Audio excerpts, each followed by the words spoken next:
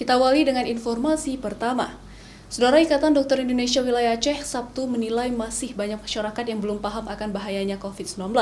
Padahal Aceh saat ini sedang dilanda fase kedua COVID-19 dengan kasus harian yang mencapai puluhan kasus. Saat ini kasus harian COVID-19 di Aceh terus merangkak naik. Kemarin 23 Mei 2021, jumlah kasus harian bertambah sebanyak 104 kasus. Hal ini sangat disayangkan oleh Ikatan Dokter Indonesia Wilayah Aceh. Bahkan, sebagian terdapat kasus yang kembali terjangkit COVID-19 kedua kalinya. Ikatan Dokter Indonesia menilai, selain sosialisasi protokol kesehatan yang perlu ditingkatkan, sosialisasi pemahaman masyarakat tentang gejala dan juga bahayanya virus tersebut juga harus terus digencarkan kepada masyarakat.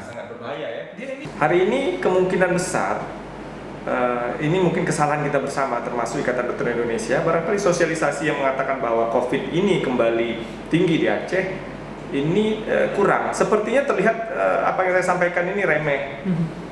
Tetapi kenyataannya ketika kita keluar sedikit dari Banda Aceh, kita tanya kepada orang, tahu nggak sekarang COVID meningkat? Mereka tidak tahu. Data dari COVID-19 pemerintah Aceh, hingga kemarin tercatat total kasus positif di Aceh mencapai 13.229 kasus. 2019 kasus diantaranya masih dalam proses perawatan, 536 diantaranya meninggal dunia, serta selebihnya 10.674 dinyatakan sembuh.